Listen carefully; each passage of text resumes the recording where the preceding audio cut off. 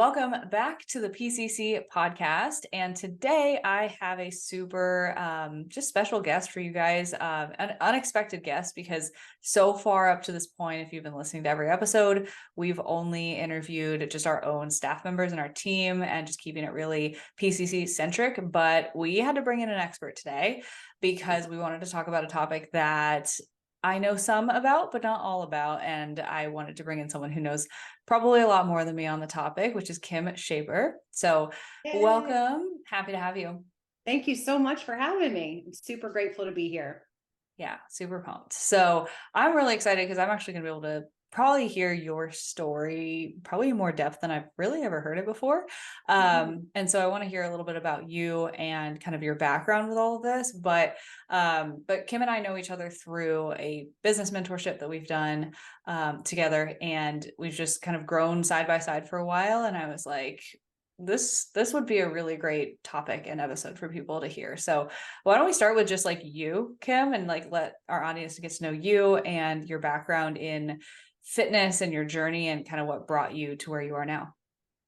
Sure. Well, thanks again so much for having me, Marissa. Like I really respect a lot of the work that you do, and you're just providing so much value for your audience. And I know we've kind of grown side by side along, in terms of business, and I've just seen you just grow exponentially. So kudos to you. Thank you. But yeah, so again, great. Your audience is super lucky. We're gonna get all mushy here just at the start.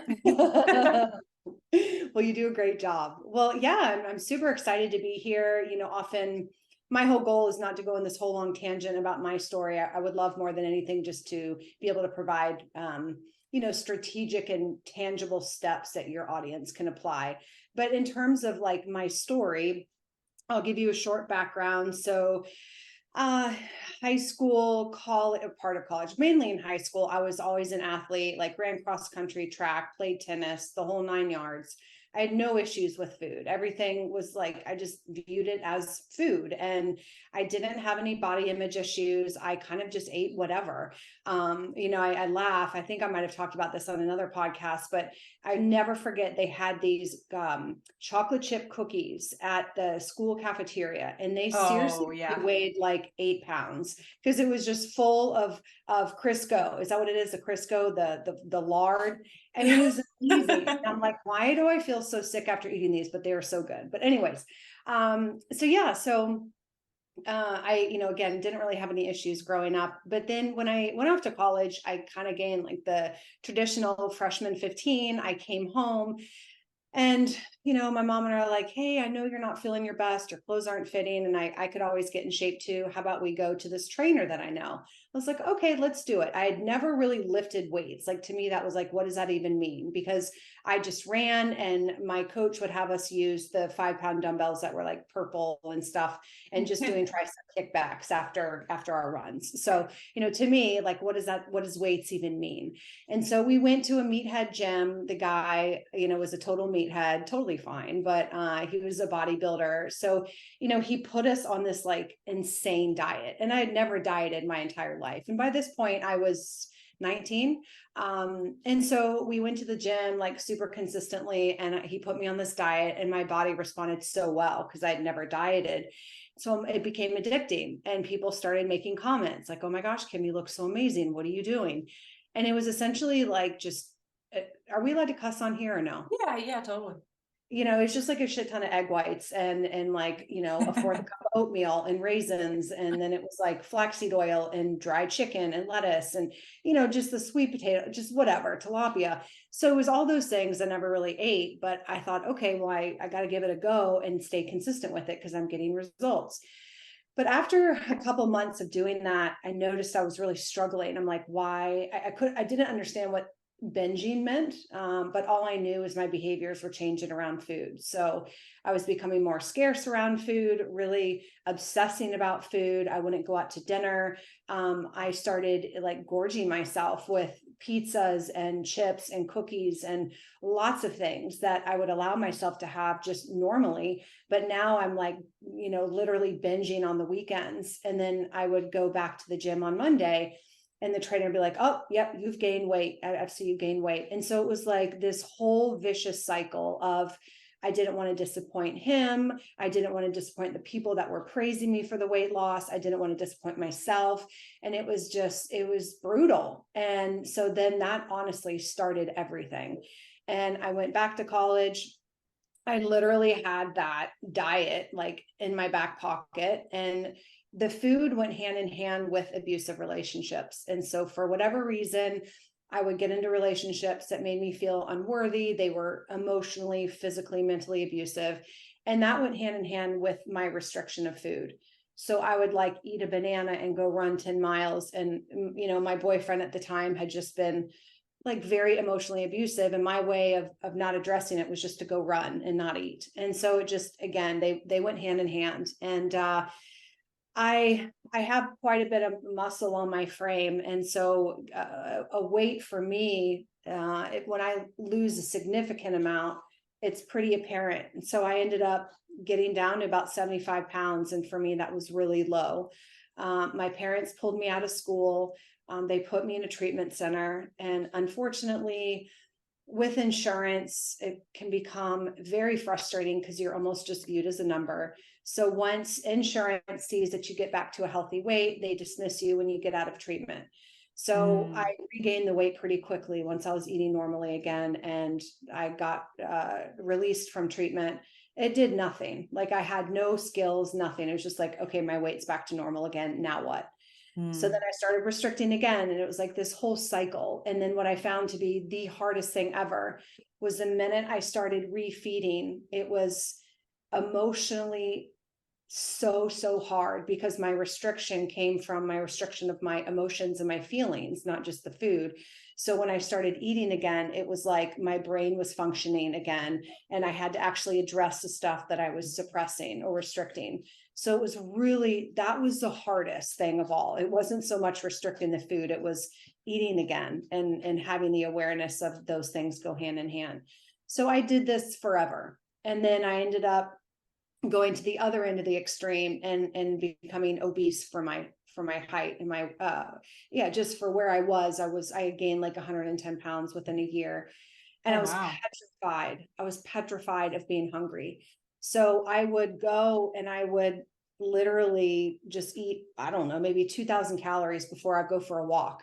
Or I would eat dinner with my family and then I would go and get Mexican or whatever. I was like, it would be to the point where I felt sick and I thought I was going to just throw up from so much food. But I was petrified of being hungry because it just brought me back to the days when I was anorexic. And so it was just a mental exhausting place to be. And over that course of time, I was in and out of 7 different treatment centers. I married a total narcissist and sociopath, and that whole thing was the whole story. So I went through a lot up until about the age of 32. And I was finally like, you know what? I'm done. I cannot do this anymore. This cannot be my sole coping mechanism. So I went to treatment last time. I'm like, this is it. I'm not doing this again. So my last treatment center was 32. And I got home and I was super consistent with therapy and yada yada. And my eating was very normal. Like I wasn't having issues at this point. So then what ended up coming of that was I just like got myself together. But I noticed like, even though the food was normal, I started having a lot of like hormone issues. And this was at late 20s, early 30s. And so I was getting tired all the time. I started dealing with bloating. I couldn't go to the bathroom. I noticed my face would get super swollen, and they call it moon face now with hypothyroidism, but I just didn't feel right. And so at this point, I was going to a few different endocrinologists. I'm like, oh, maybe it's my thyroid. So I went, they're like, no, your thyroid's fine. Everything's fine. And I just remember sitting in my car, like crying and being like, gosh, you know what? I wish one of these doctors would hear me. Like, I don't feel right, but they're saying everything's quote unquote normal. Yeah. And so the problem, while I love Western medicine, I think it's amazing. The problem with Western medicine is a lot of times women who have any sort of female issues, regardless if it's periods, if it's lack of periods, anything from pregnancy to fatigue, what have you. A lot of doctors are just not going to take the necessary time to do a deep dive to really figure out what's going on just from a time perspective. So I think from that regard, it's, I found it to be a bit of an issue. And so, I just felt so unheard, and I'm like, I can't be the only one going through this. And so then, I just started doing a lot of my own research, and I ended up finding a functional medicine doctor I loved, and she put me on the right path. And I ended up having a lot of thyroid issues, autoimmune stuff come up, gut issues, those sort of things. So I realized, well, thank God I don't feel so crazy. Like there actually was some stuff that was going on that needed to get addressed. And just as a side note of that, I was on copious amounts of prescription medication for anxiety and depression and mood, when in reality, a lot of it was just, number one, working through my trauma, number two, fixing my gut health, and number three, like getting the right nutrients in my body. One thing I will say for women, a lot of women who come from disordered eating backgrounds, whether it's restriction, binging, what have you, a lot of us have low stomach acid. And so a lot of times when we have low stomach acid, we're going to be more bloated. We're more sensitive to like candida or SIBO that you often hear about. So it's so important that we work on increasing our stomach acid. So people might think, oh, that means that I need like antacid medicate or antacid pills. No, it's more of apple cider vinegar before meals, drinking lemon water. So things like that, I think, are so important if you do come from a history of disordered eating, because it makes a difference with low stomach acid. Wow. So I had no idea about like half of that. That's incredible that you've been through so much and can understand a lot of different backgrounds and things. Because I know your primary like marketing a lot of times on your business on social media is like menopause, perimenopause, but what you've been through, is so much more than that, which really goes to show with your expertise. So I guess like, at what point did you get inspired to start your business and help women through the issues that you help them through now? Yeah, for sure. That's such a great question. So, I started to become a personal trainer in person, because once I got through a lot of my own stuff, I wanted to help people. And so I got into the training piece. But again, like as I got to a few years into it, is when I started having some of those hormonal issues. And, a lot of times it's like, oh, just eat better, just exercise more. And while I totally agree with like calories in, calories out, I also believe so much of it is tied to our stress, our sleep, our lifestyle, our hormones. And a lot of people tend to overlook all of that, because once your stress and your lifestyle is in a better place, you're going to lose weight, if that is indeed your goal. Like sleep and stress don't have calories, but they absolutely impact your ability to lose weight and like feel really good.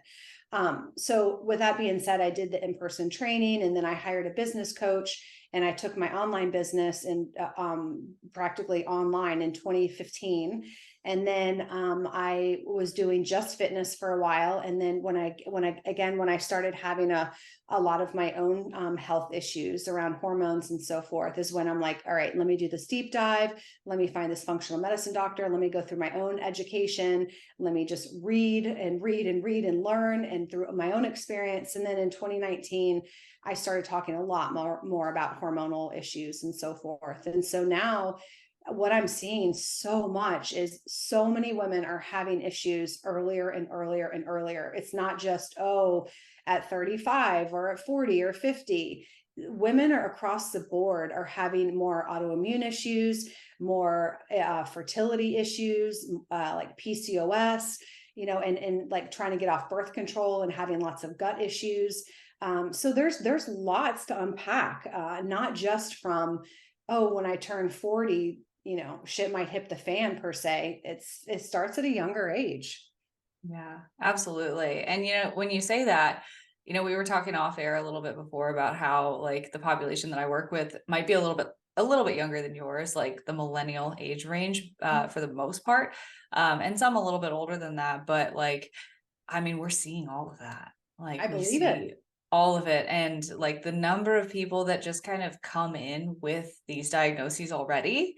And then they're like, but also I want to lose weight and I want to do it in a sustainable way. I'm like, wow, like this is just happening so much more often. So I guess like if we want to just tackle the kind of topic as a whole of like holistic health and just like looking at things from the wider lens and not just calories in and calories out. I mean, what do you really think? I feel like you dropped a little couple hints in here, but what do you really feel like women in their late 20s, 30s, and even early 40s need to be doing and paying attention to either prevent these things from happening or like help reduce the symptoms they're feeling from all these crazy things? Absolutely. All right. Well, hands down, the first thing that comes to my mind is if you go to Starbucks and you're drinking the Starbucks coffee with the plastic lid, it's a hard no. I know that might be like, people are like, what? Why? Because of the plastic. There's so much plastic. There's so many chemicals. I mean, the reality is like you go outside and yes, is it going to be the most, high air quality you can get? Probably not, especially if you're in a city, but it's fine. We do what we can, right? But there's so many pollutants, there's so many chemicals, BPAs, all of those things. So do yourself a favor and first start cleaning out what is causing some issues. So right away, cut out the plastics. Please do not microwave your food in plastic containers or Tupperware containers. That's like one of the worst things you can do. The reason why I'm talking about this stuff in the beginning is because a lot of this causes estrogen issues. So estrogen metabolism, if you are not detoxifying your estrogen on a consistent basis, whether that's through sweating, sauna, pooping, supplementation, you're going to feel like total dog crap. You're going to feel awful. And so the last thing you want to do is clog your detoxification pathways. So get rid of the plastics, any BPAs. So canned goods, I would highly recommend that it's BPA free. I would also look at what you're putting on your skin. Make sure there's also no sulfates, parabens. Again, like looking at the shampoos, it's tough because you're like, whoa, I have to do all this stuff. And I would start small. I would just really look at the plastics you're consuming because that's one of the biggest when it comes to estrogen metabolism. So try hard not to ingest plastics or cook things in plastics and so forth. Another thing too is when you are, say you're cooking eggs on a pan, make sure that you're not scraping the pan with a fork or a knife and it doesn't get those little slices in the pan, because that in turn is going to cause a lot of toxins in your system too. It's like highly arsenic. I think that's how you say it. Arsenic, one of the two, sorry. Yeah, I would be careful with that. Make sure just to wash it with soap and water and not put it in the dishwasher. Those are some basics that I would start with. So again, just looking at what you're putting on your skin, what type of makeup you're using, what type of skincare products, the foods you're eating, and especially in regards to the plastics and so forth. I would try to watch a little bit of the organics. I know that it can add up and get really expensive, but like make sure you're trying as much as possible to get organics, especially with thin skin. So things like berries, peaches, pears, bananas are fine. You don't have to get organic bananas. You don't have to get organic oranges. Just make sure there's not a 3 in front of it on the barcode, because the 3 means that it was genetically modified. So it's not really an orange or a banana. Make sure there's a 4 in front of it. Or if you get organic, there's a 9 in front of it. I kind of lost my train of thought there. Where else were we going with this? Just like with women in their 20s or 30s or 40s, yeah, like to just feel like they're either preventing these issues or reducing their symptoms. So that would be the biggest. I would also make sure that you are going to the bathroom every day. You have got to eliminate, because again, if you're not eliminating, if your body has no way to eliminate, whether if it's through stress, bowel movements, what have you, you're going to, again, feel like total crap. And you're just storing so much excessive estrogen. And in turn, that's going to keep weight on you. It's going to make you more moody. Your periods are going to be heavier. You're just, again, not going to feel well. You might hold more cellulite. So again, make sure you're pooping every day. That includes getting enough fiber. So shoot for 25 to 35 grams of fiber a day. That fiber can come from fruits and vegetables. It can come from seeds, chia seeds, flax seeds, hemp seeds, as well as I love psyllium husk. That is a great source of fiber. Those would be probably the biggest. And then if you're like, hey, I really just want to be preventative, those things hands down are probably the number ones. And then number two, making sure that like you're taking care of yourself, where you're not drinking copious amounts of alcohol. Unfortunately, as we get into our 40s, our livers don't respond the same way. So they don't detoxify as well. So if you're drinking lots and lots of alcohol, as you get older, your body just can't handle it as much. So maybe cut back a little bit on the alcohol. That would be my 2 cents, just to help with liver. And then, again, I guess some of the other basics would be taking a good probiotic. So I love a probiotic that has at least 50 billion IUs and at least 5 different strands of bacteria. That's a great way to continue to get the right type of bacteria in your system, especially with our food supply. And it helps with bowel movements and so forth. I would start with those things. Those things are probably the fundamentals. Yeah, absolutely. And I mean, definitely, I like that it's a little bit different than just like, the basics of nutrition, sleep, stress, right? Like that's the given of like, Those are okay, we huge. have to have those. Those are But like, then to me, like, yeah. yeah, it's like the little additional details that are like, you can make this little swap and this little swap and this little swap, and it could just kind of like add to the pile of things that you are doing for your health and your vitality. Is that right? Yeah. And one thing I would do too, if you are going out to drink, I would get L-glutamine, and glutathione, and also milk thistle. So you can buy those on Amazon. You can get them over the counter. It's just, if you go to a health food store, you can find them at Trader Joe's, Whole Foods, Sprouts, I believe. But definitely glutathione and milk thistle. Take 2 of those right after you drink, and it's going to make a difference with liver detoxification. You're not going to have as much of a hangover. So I would do that. One of a few others of my favorites in terms of just getting adequate health and hormonal balance.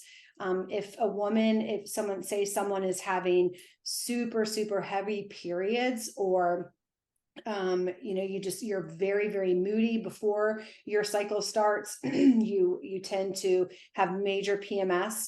I love Vitex, Vitex. It's not DIM. So sometimes what happens is people will take DIM, which helps with estrogen detoxification, but that can be problematic. So Vitex is one of the best ones you could do if you notice that you're becoming, again, a bit more sensitive prior to your cycles. Magnesium is another great one, and omega-3 fatty acids. So I love magnesium glycinate. I take 500 micrograms, but I would start with 225 and take it at night, especially a week before your cycle. And then omega-3 fatty acids are great just in general, but especially before your cycle. They help with mood and serotonin, which dips before your period. So those are some good ones too. Yeah, definitely a lot of different actionable things for different specific issues that people could work on. So awesome. But I think like that on the preventative side, that's great for people just like with all the encompassing health issues that we were talking about, like hormones, gut, etc. But I do want to jump back to where I actually intended to go in the first place, but I just got sidetracked. I was like, I just want to know more.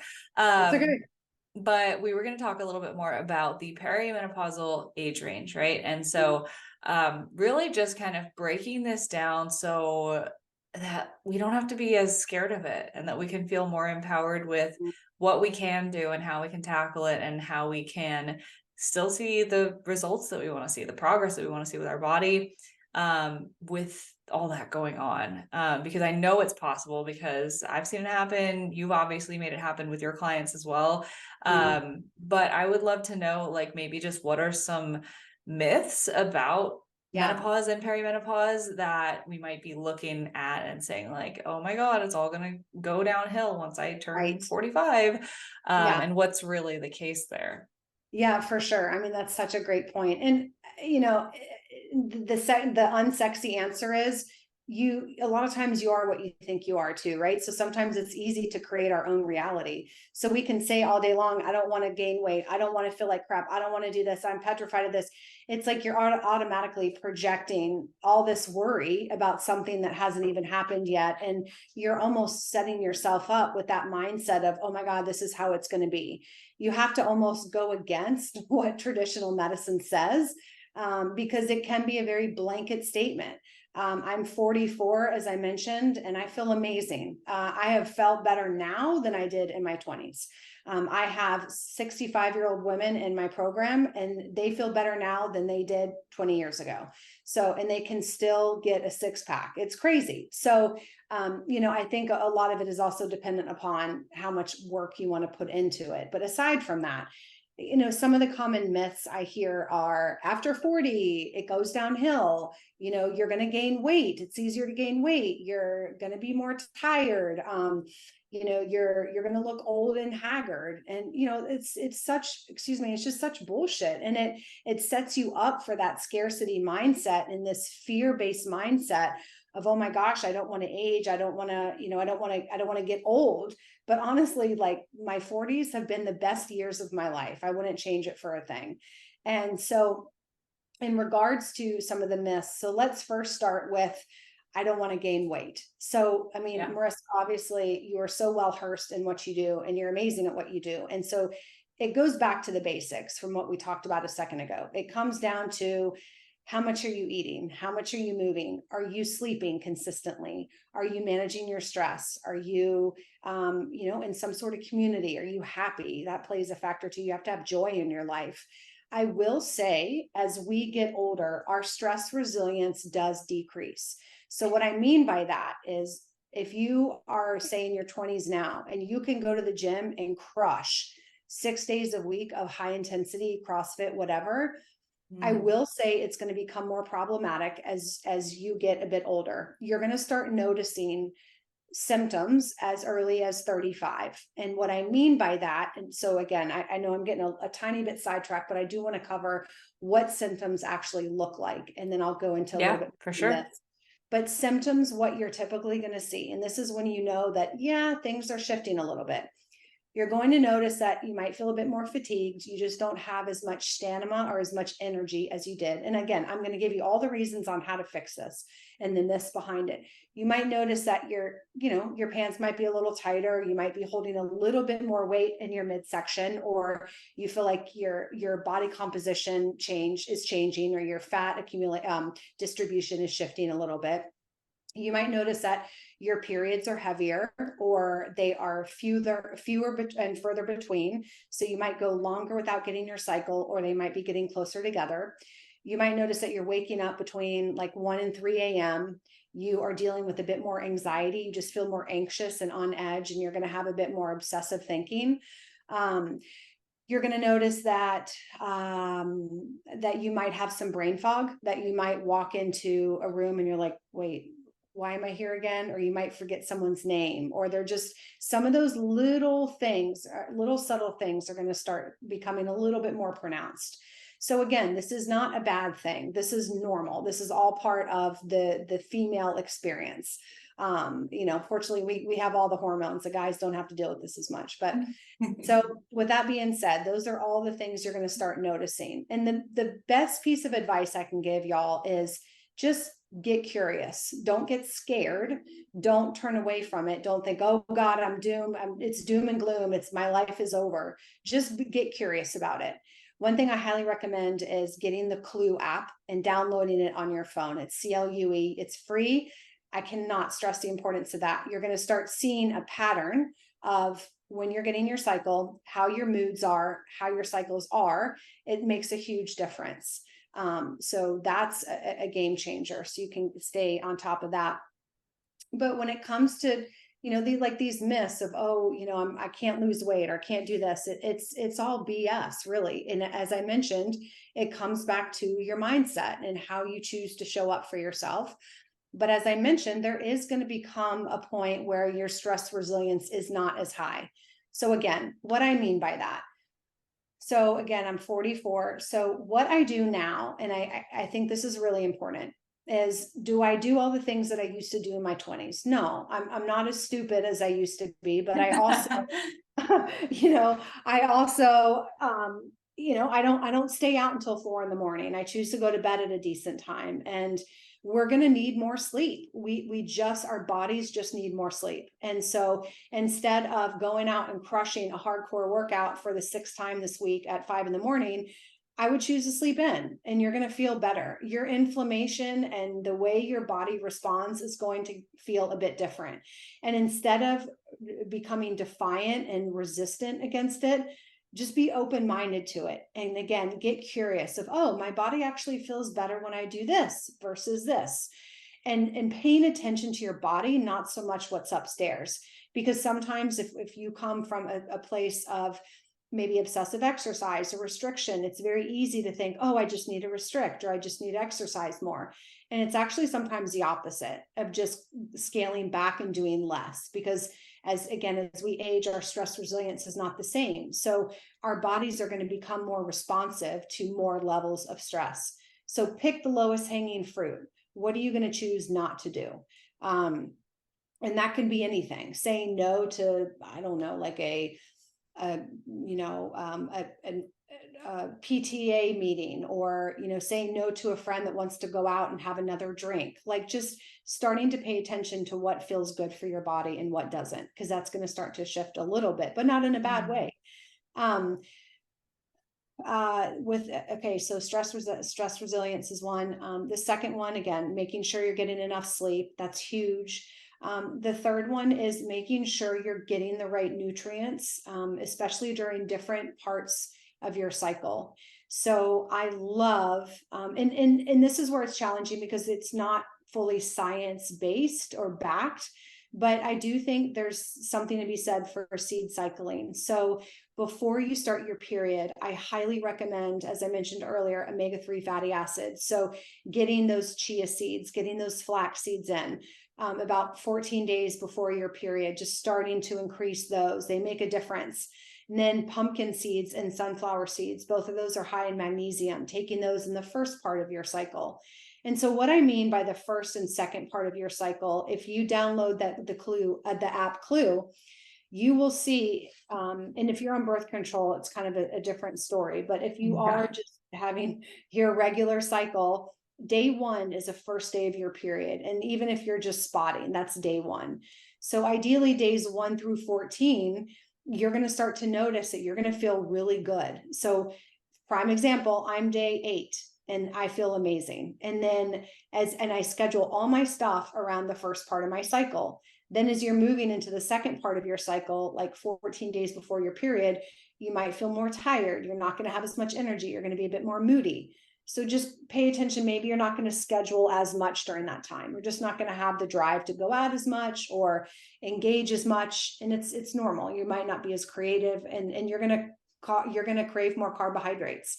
So making sure that you're eating enough food and you're taking that edge off right before your period.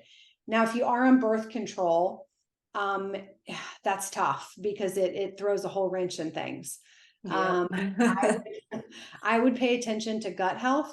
So how is your gut responding? Are you bloated? Are you fatigued? Those are usually signs that, you're going to get that so-called like fake cycle, but it's really not a bleed through, if you will. I don't know all the science behind that, but your body's just so thrown off.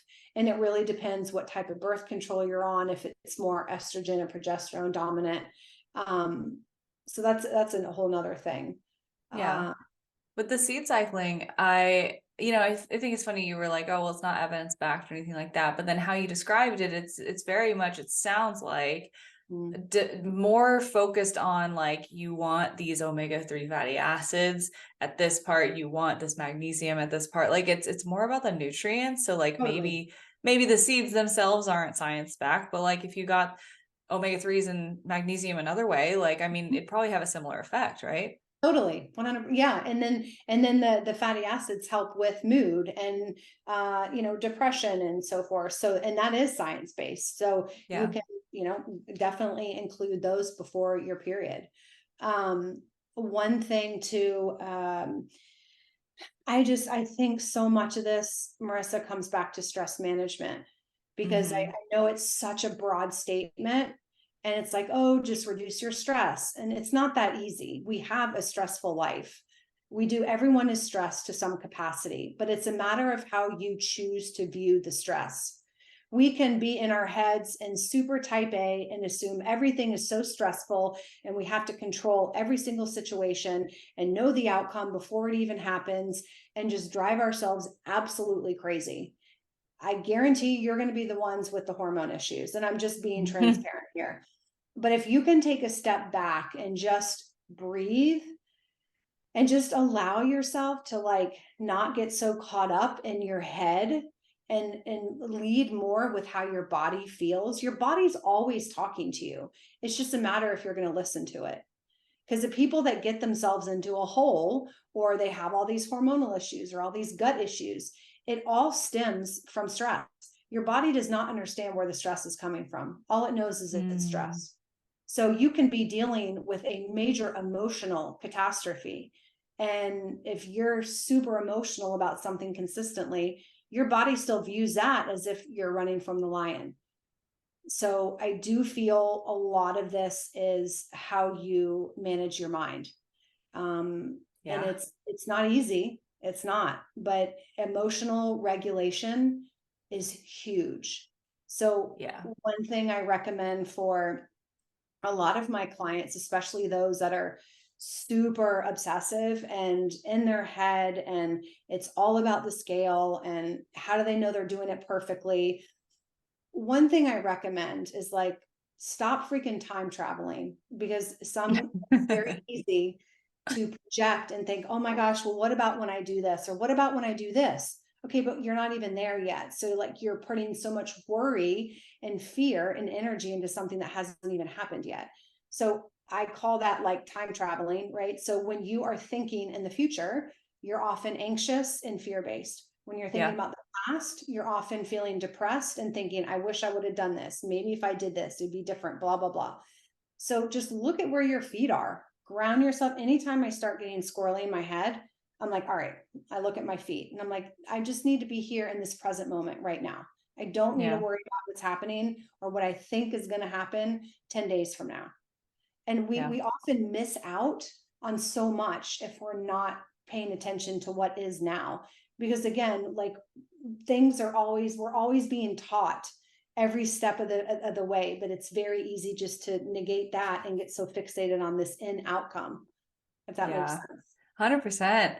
It's funny you actually say the be where my feet are thing, because that's something that I think said like last week on one of our client office hours. I It was a different context for sure, but similar lesson was like just being present with where you are, right? Not being focused on the future or the past.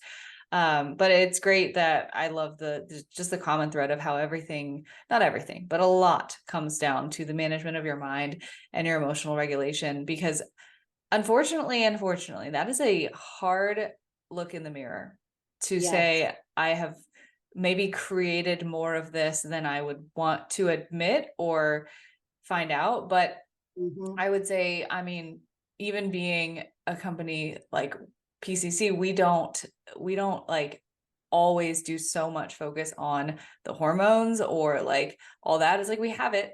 We will have it as a part of it, but it's definitely never the main focus. And like we're always just on the emotional regulation piece. But what I found is that because we're working with women so much on that, it's like their symptoms get better from Yes. like that alone.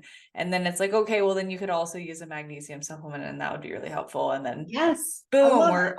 on track, right? And it's like we think that we have to do all these crazy protocols, do this laundry list of supplements all the time to be better, when really it's like, it's within you. It's always Yes. within you that you can Yes. really change the way that you see the world and change the way that you interact with it. And that Mhm. creates a different reality. But I feel like the person that needs to hear it the most is also the person that would say, no, I need something to blame. And so that's a difficult kind of dichotomy to be Mhm. in, right? And it's tough because like you can't just like say that to someone, or you can, I guess You you can. could. I mean, I tell them straight up, like when they talk to me, if it's not my code, I go straight there. I'm like, all right, this is what it is. This is how, I mean, because it's sometimes they just need to hear it, you know, Yeah. but sometimes sometimes you have to, and again, I come at this with no judgment. It has to be, you have to be ready for it, because Yeah. we're all going through our journey at a time that feels right for us. And I do believe we're where we're supposed to be, but you also have to be in a place where you're the student and the teacher arrives and you're willing to listen, because there is something to be said for immense suffering. And we're getting the thing to ask yourself is, what am I getting out of it? Because if we are creating that constant suffering or that blame shifting, or oh, like sometimes it's like, oh, it's just my Hashimoto's, oh, it's just this, oh, it's just that. Okay, but what's behind that? What's causing that? Often it's a deeper rooted stress. And it's sometimes like I'll have to call myself out sometimes when I'm in a very chaotic state. I'm like, why am I creating chaos right now? Oh yeah, actually this is coming up and I don't want to, I want to avoid it, versus sitting in it and getting curious with it and not judging ourselves for it and seeing what comes up. Because I do think a lot of women are afraid to feel and to slow down. And they're worried of, oh my gosh, what's going to come up, right? And many times it's easy to look outside of ourselves to get the answer. Oh, I just need to lose 5 pounds. Well, of course, losing 5 pounds is easier than having a really difficult conversation with your husband that you've never had before, or whatever it may be, right? So Mm. I think it's quick to look outside of ourselves rather than within, and really asking ourselves the tough questions. Because we, as women, we're so intuitive. We are. I think a lot of us just suppress it. And also, when our intuition is talking to us, it's easy to want to ignore because we have to face the reality of whatever's going on and choose to take action. And that can feel super scary.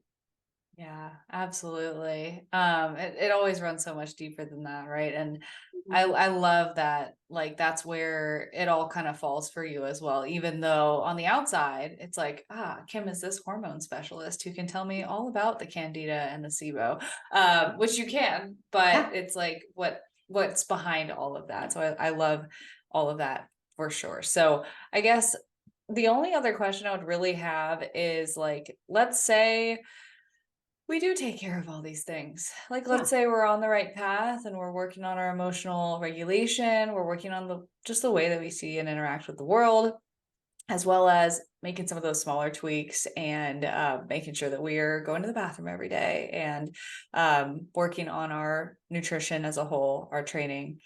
I mean, what's going to be the difference between somebody who's really kind of taking that holistic lens by the time they turn 45, 50, 55, 60 or above, versus somebody who maybe has their head in sand and isn't able or willing to focus on those things?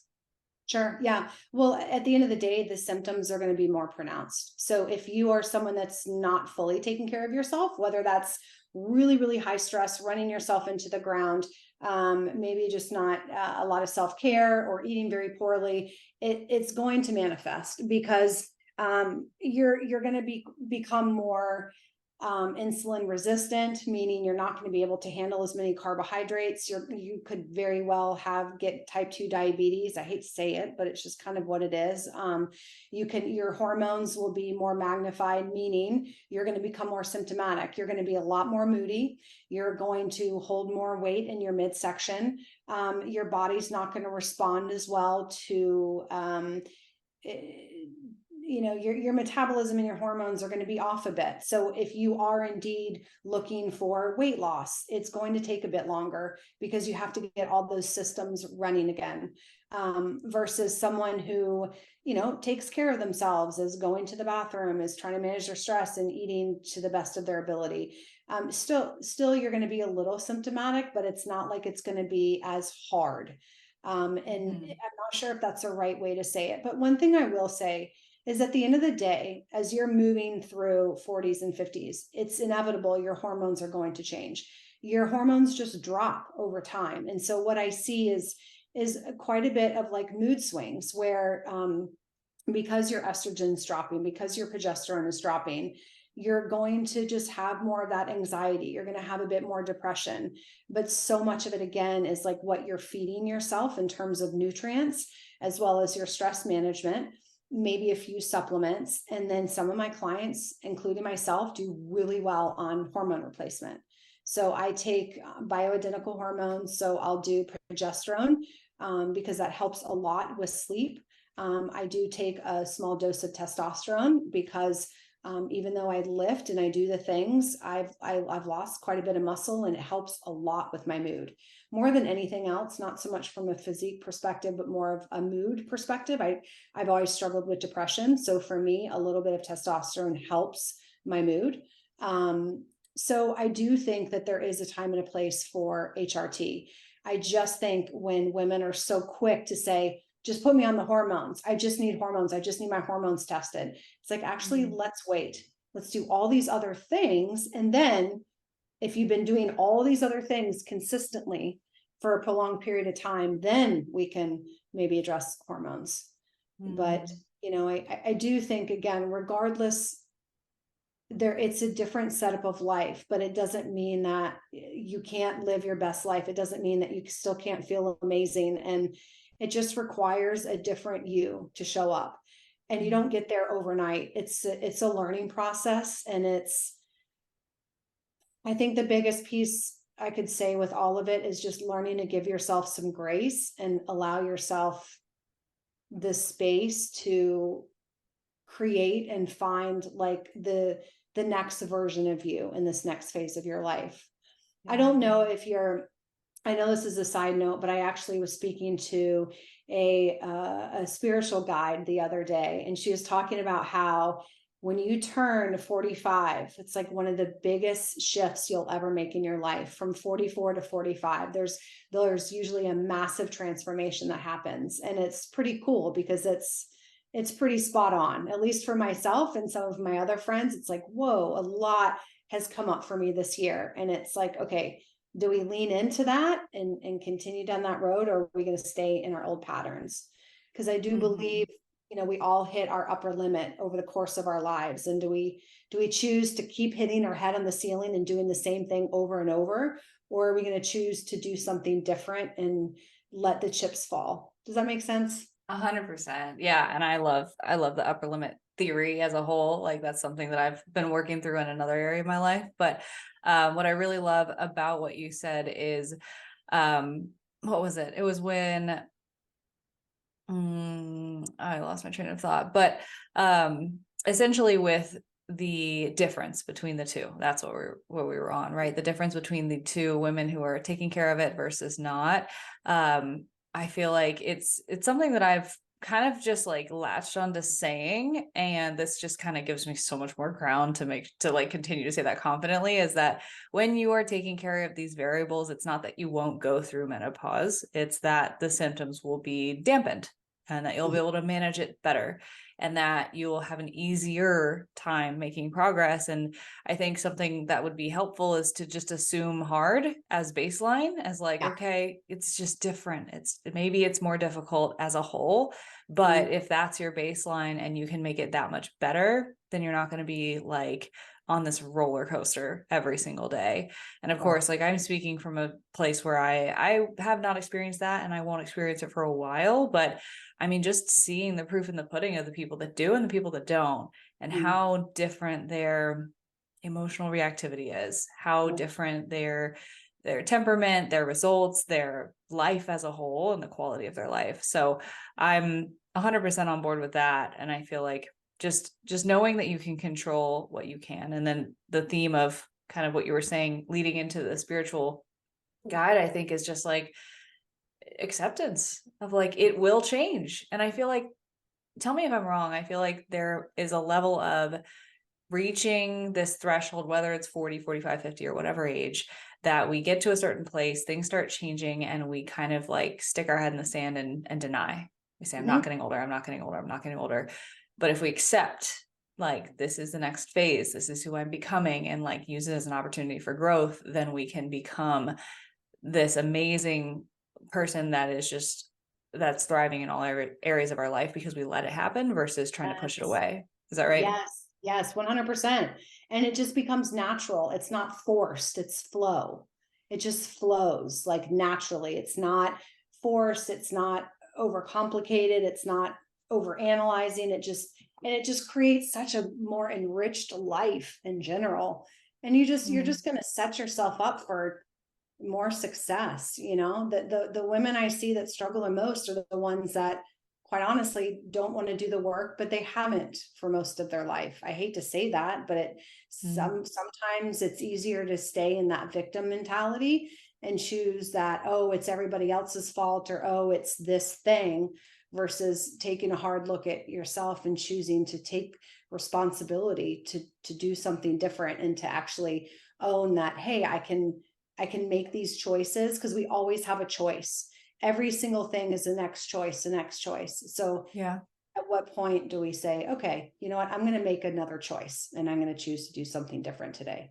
And it's a slow process, but I do think there's something to be said for having a positive mindset and knowing that, hey, this is coming and it's okay. And I'm going to figure it out as I go. You're not going to have all the answers right before it. It just doesn't happen that way. Yeah, absolutely. Well, I think, I mean, just the fact that, you're kind of going through it yourself and you have that frame of mind and look at where you're at with your physique, your business, your life. Like, I think there's something to be said about that, and just like the proof in the pudding with you specifically.